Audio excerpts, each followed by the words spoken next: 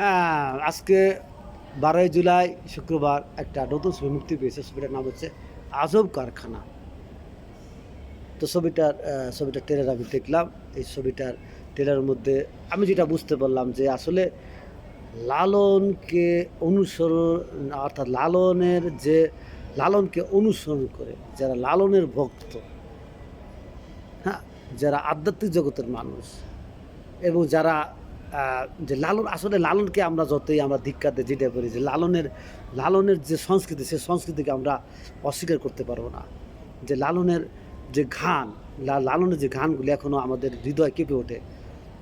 লালনের যে সংস্কৃতি সত্যিকার এই দেশের প্রকৃতি। লালনের সংস্কৃতি আমাদের বাংলাদেশ প্রকৃতির একটা রূপ। আমাদের একটা রূপ। এটা অবশ্যই একটা সত্য কালচার এবং এটা একটা বাস্তবধর্মী কালচার। সেটাকে আমরা অস্বীকার করতে পারবো না।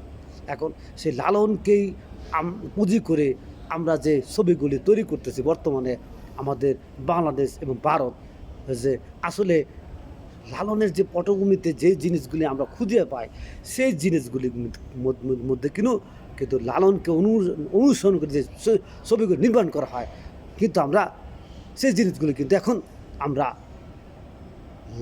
অর্থাৎ পাচ্ছি না। যে লালনের যে মূল জিনিসটা, আসলে লালনের যে সংস্কৃতি, লালনের যে মানে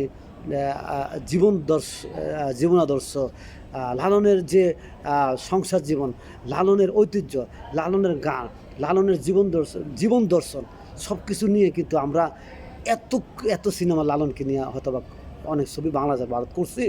হ্যাঁ, বাংলাদেশ ভারত, কিন্তু আসলে সত্যিকার অর্থে লালনকে আমরা পুঁজি করে যে ছবিগুলি এখন সিনেমা হলে আমরা চালাচ্ছি এবং আগেও চালাচ্ছি, সেই সিনেমাগুলি লালনের প্রকৃত সংস্কৃতি, লালনের প্রকৃত জীবনাদর্শ, লালনের প্রকৃত রূপ, লালনের জীবন দর্শন কোনো কিছুই ছবির মধ্যে রূপায়িত হয় নাই। যেটুকু হয়েছে তার সামান্য। কিন্তু লালনের মূল জিনিসগুলি, লালনের যে মূল প্রতিপাদ্য আলোচনাগুলি, যে মূল থিম, সেগুলি কিন্তু কোনো সিনেমার মধ্যে তুলে ধরা হয় নাই। লালনকে আহ, লালনকে আপনারা পুঁজি করে যে এই সিনেমাগুলি বানাচ্ছেন, হ্যাঁ, যে আসলে আসলে লালনের মানে লালনের ভক্ত কিন্তু আসলে লালন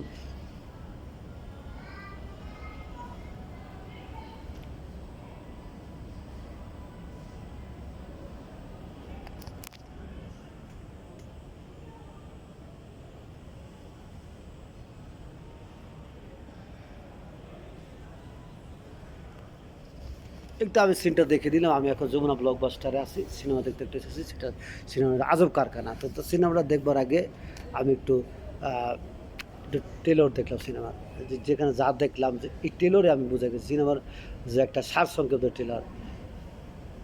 এই এতে কিন্তু আমি দেখে কিন্তু আমি বুঝতে পারছি যে এটা কি লালনের যে প্রকৃত জিনিস, লালন কী বলতে চায়, লালনের জীবনাদর্শ কোনো কিছুই আমি আজব কারখানা সিনেমাটা দেখতে আসলাম। এই সিনেমার মধ্যে আমি পাবো না। তারপরে সিনেমাটা দেখবো, যেহেতু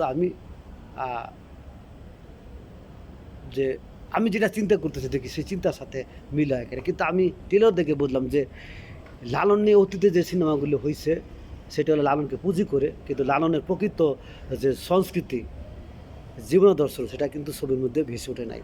আর এই ছবির মধ্যেও কিন্তু আমি সেটাই দেখব, তারপর একটু দেখি যে আসলে আমার চিন্তার সাথে একমত হয় কিনা ছবিটি। আমার একটা উৎসাহভাবে উৎসাহ আসলে একটা উৎসাহ নিয়ে আমি ছবিটা দেখতে এসেছি। কিন্তু আবার এরকম হতে পারে যে সিনেমাটা আমি নাও দেখতে পারি। কারণ যখন আমি একটা সিনেমার ট্রেলার দেখি, এতটুকু আমার বোধগম্য হচ্ছে যে এই সিনেমাটা ট্রেলার দেখলে আসলে কী হচ্ছে, কী ঘটনা দেখে কী দেখে আমার বোঝা হয়ে যাচ্ছে। তো এটাও মনে হচ্ছে যে লালনের সঠিক জীবনাদর্শন, লালনের সঠিক সংস্কৃতি, এগুলো এগুলো তুলে ধরা হয় নাই।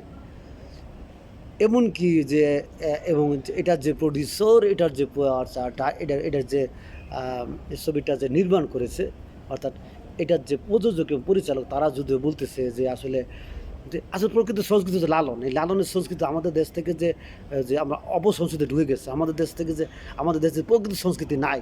আর লালন সংস্কৃতিটাই যে প্রকৃত সংস্কৃতি দিল এবং এটা আমাদের দেশীয় কালচার ছিল। লালনের যে সংস্কৃতিটা, এটা দেশের কালচার ছিল।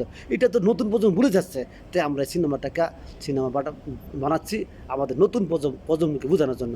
তো আমি তো হলে এসে দেখলাম যে আসলে আজকে 12ই জুলাই ছবিটা মুক্তি পেল। কিন্তু আমি দেখলাম প্রায় মানে অত্যন্ত প্রথম দিন হিসাবে এবং শুক্রবার হিসাবে আজকে ফার্স্টে 12ই জুলাই ছবিটা মুক্তি পেল, তাহলে হিসাবে তো যে পরিমাণ মানুষ দর্শক আসবে টিকিটটা কাটবে, আমি তো তার তো মনে তার তো 3 ভাগের 1 ভাগও দেখলাম না দর্শক। এখন যদি হলে তাহলে যদি হলে যদি আপনি লোক না নিতে পারেন, আপনারা কীরকম পরিচালক কীরকম প্রযোজক যদি আপনারা হলে যদি আপনারা লোক নিতে না পারেন, তাহলে আপনি নতুন প্রজন্মকে কী শিক্ষা দেবেন? সে যদি নাই দেখলো তার কী শিক্ষা পাবে? No more today. I shall discuss next topic, next other important things. Assalamu alaikum.